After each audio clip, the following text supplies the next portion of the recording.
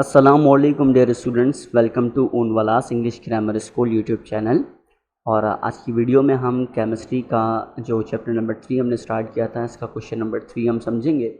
और क्वेश्चन है हमारे पास, डिस्क्राइब द डिस्चार्ज ट्यूब या फिर cathode rays experiment for the discovery of electron. ठीक है, सबसे पहले बताता चलूँ कि लास्ट क्लास में हमने जो है वो क्या किया था कि एटॉमिक स्ट्रक्चर जो चैप्टर है हमारा चैप्टर नंबर 3 उसको स्टार्ट किया था।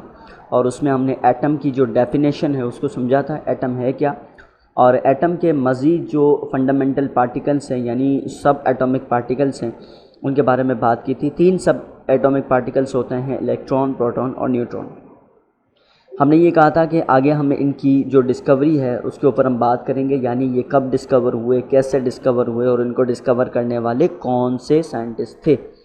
तो इन्हीं सब जो है वो एटॉमिक पार्टिकल्स में से एक पार्टिकल की डिस्कवरी को हम आज की वीडियो में समझेंगे और वो पार्टिकल है इलेक्ट्रॉन। ठीक है, सवाल जो है वो इसको जो है वो डिस्चार्ज ट्यूब एक्सपेरिमेंट के नाम से भी पूछा जाता है, ठीक है, या फिर डिस्कवरी ऑफ इलेक्ट्रॉन के नाम से भी पूछा जा सकता है।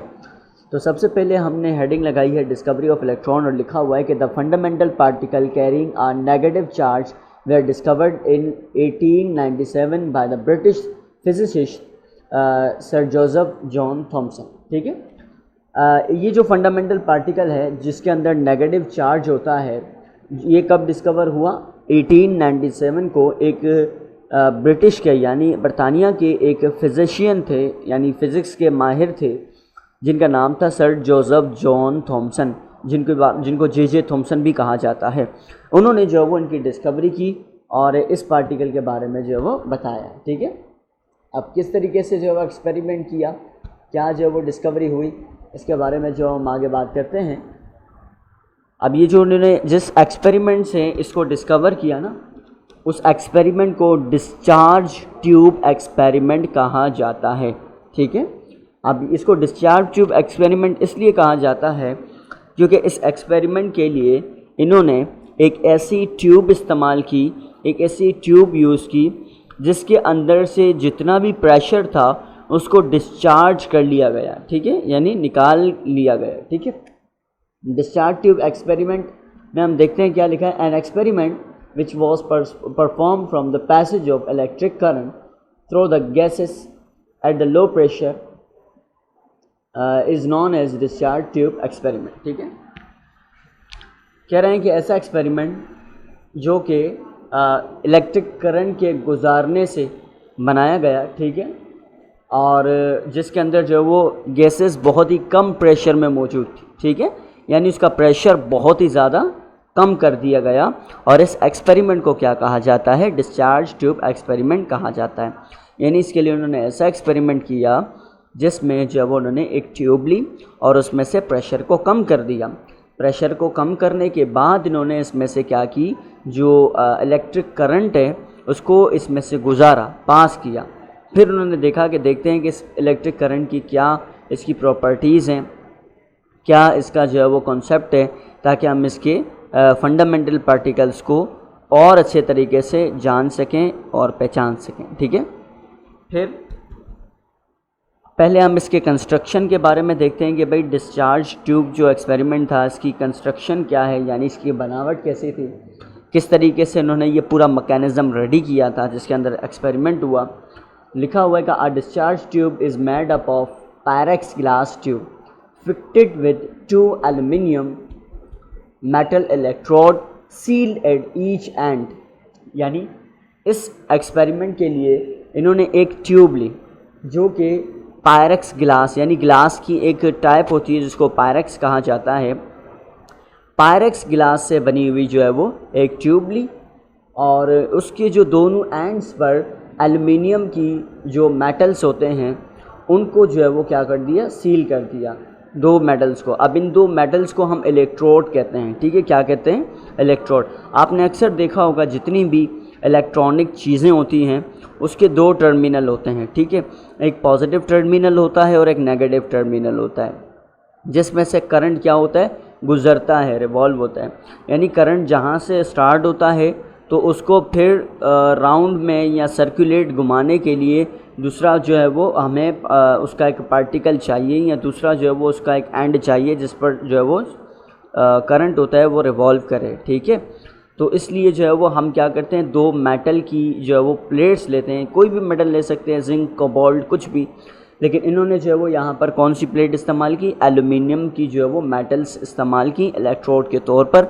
अब वो जो इलेक्ट्रोड क्या होते हैं, एक पॉजिटिव टर्मिनल होता है और एक नेगेटिव टर्मिनल होता है।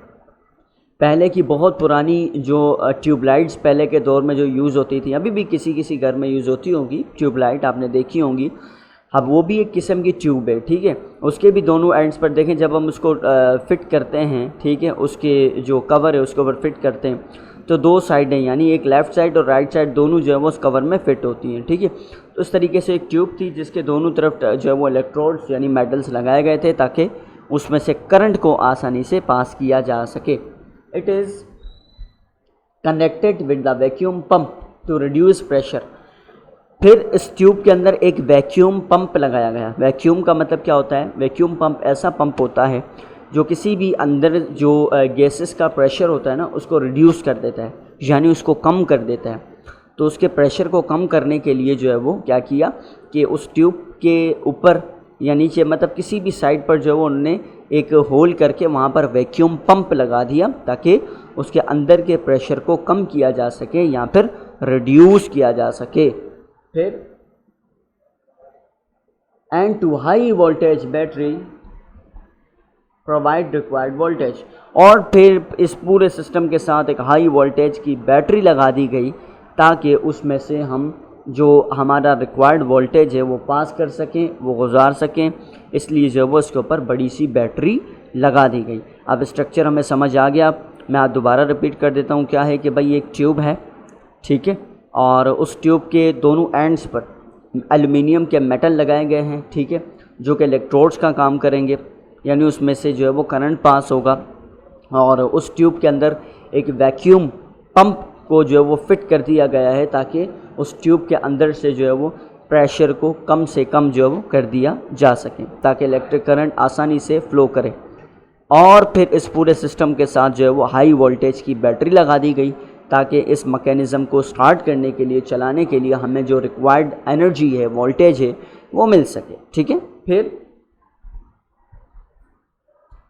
आगे है इसकी वर्किंग और रिज़ल्ट के बारे में बात करते हैं, यानी मैकेनिज़्म तो हमारा रेडी हो गया, अब ये काम कैसे करता है और इसका रिज़ल्ट क्या आया, यानी वर्किंग करने के बाद हमें इसका क्या रिज़ल्ट मिला, देखते हैं। The tube is evacuated and current of high potential यानी 10,000 volt is passed between electrodes.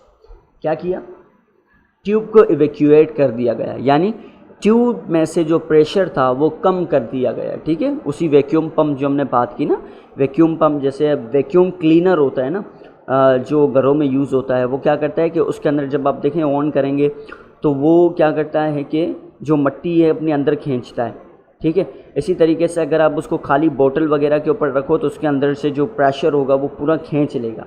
तो इस तरीके से जो वो एक वैक्यूम लगाया गया है जो कि उसकी जो ट्यूब होती है उसमें से प्रेशर को रिड्यूस करे, तो रिड्यूस कर दिया गया, ठीक है। और फिर उसमें से बहुत हाई वोल्टेज, अब कितना हाई वोल्टेज ब्रैकेट में लिखा हुआ है, 10,000 वोल्टेज का जो करंट था वो उन इलेक्ट्रोड्स में से गुजारे गया। इलेक्ट्रोड्स क्या है, वो जो एल्युमिनियम की प्लेट्स लगाई थी ना दोनों साइड्स पर, उसमें से जो वो 10,000 वोल्टेज का जो करंट था वो गुजारा गया। फिर streak of bluish light extending from a negative electrode cathode towards the positive electrode anode. अब जैसे जो है वो करंट गुजारा गया तो जे थॉमसन ने ये देखा कि एक जो ब्लूइश कलर की जो एक लाइट थी वो स्ट्रीक हुई, निकलना शुरू हुई। कहाँ से, वो कैथोड से निकलती हैं और एनोड की तरफ जाती हैं। अब ये कैथोड एनोड क्या है, जो इलेक्ट्रोड की हमने बात की ना, दो टर्मिनल्स होते हैं, ठीक है, दो इलेक्ट्रोड्स होते हैं, मेटल की दो एल्युमिनियम की दो रोड्स लगाई गई थी इलेक्ट्रोड के तौर पर, तो उनमें से जो एक होता है हम इसको कैथोड कहते हैं और दूसरे को हम क्या बोलते हैं, एनोड बोलते हैं। तो दो जो हमारे पास थी, एक कैथोड और एनोड। जब हमने इसके ऊपर रिसर्च किया तो हमने देखा कि ब्लूइश कलर की जो लाइट है वो निकली, और वो कहाँ से निकलनी है, वो नेगेटिव इलेक्ट्रोड यानी कैथोड से निकल के पॉजिटिव इलेक्ट्रोड यानी एनोड की तरफ क्या कर रही है, जा रही है।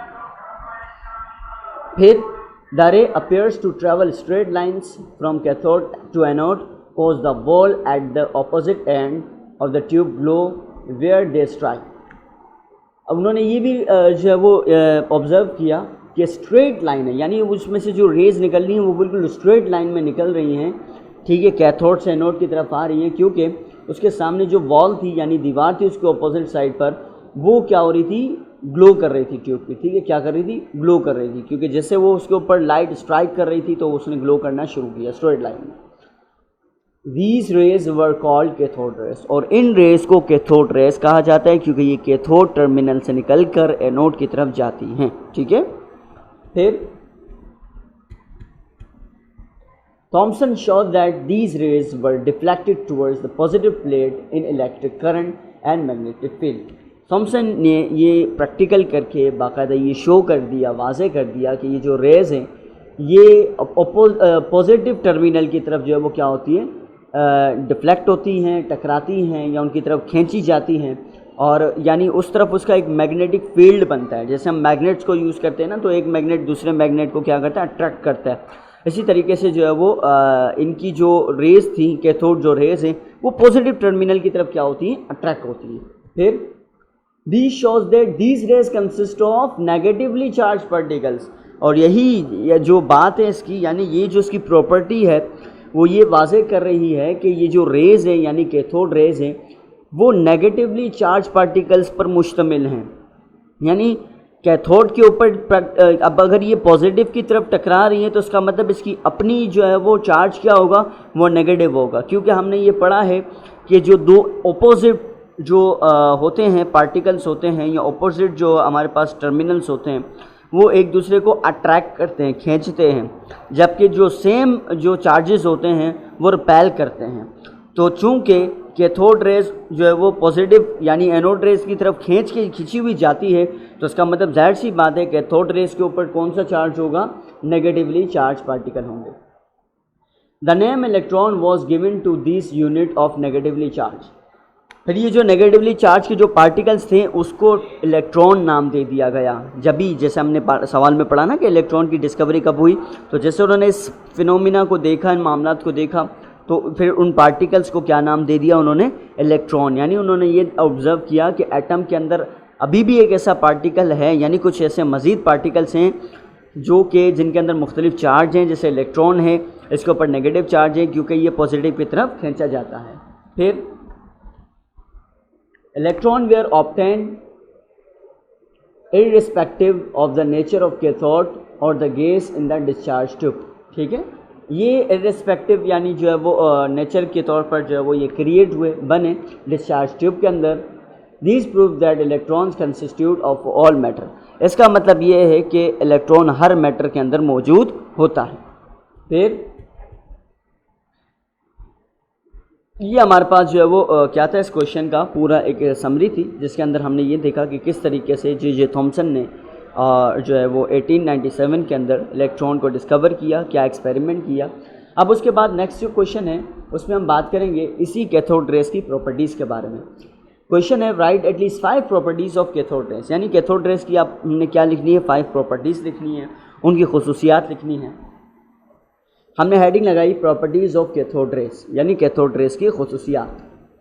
Cathode rays are named after their respective electrodes. Cathode यानी कैथोड रेस का जो नाम है वो उसके इलेक्ट्रोड की वजह से पड़ा, यानी कैथोड की वजह से पड़ा, क्योंकि ये कैथोड से निकलती हैं तो इस वजह से इसको कैथोड रेस कहा जाता है।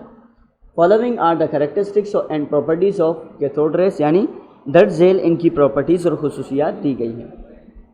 Number 1, cathode rays are material in nature as they produce shadow of opaque object place in their वे।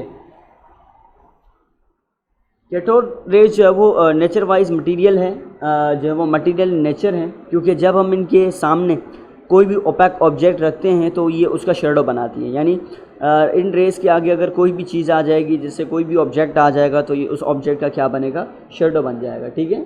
फिर cathode rays travel in straight line and can converge at point using concave cathode।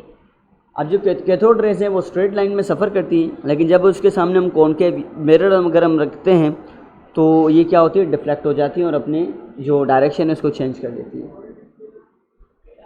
Cathode rays are composed of material particles called cathode particles. Cathode rays जो है वो एक particles के ऊपर depend करता है, जिसको जो है वो कैथोड पार्टिकल्स कहा जाता है, या दूसरा नाम हमने क्या पढ़ा था, इलेक्ट्रॉन, इसको इलेक्ट्रॉन भी कहा जाता है। Cathode particles are negatively charge as they bend towards the positive electric pole. Cathode particles जो है वो नेगेटिवली चार्ज पार्टिकल्स होते हैं, क्योंकि ये हमने ये बात क्यों कही, क्योंकि ये पॉजिटिव टर्मिनल की तरफ जो है वो बेंड हो जाते हैं। Cathode particles have kinetic energy. Cathode particles के अंदर कौन सी एनर्जी होती है, काइनेटिक एनर्जी होती है, ठीक है, यानी मूवमेंट की एनर्जी होती है, ये मूव करते हैं। तो जब भी कोई चीज़, काइनेटिक एनर्जी क्या है, जब किसी चीज़ की मूवमेंट की वजह से जो एनर्जी बनती है उसको हम काइनेटिक एनर्जी कहते हैं। अब क्योंकि ये मूव करते हैं तो इस वजह से, मूवमेंट की वजह से इनके अंदर जो एनर्जी है वो काइनेटिक एनर्जी कहलाएगी, ठीक है।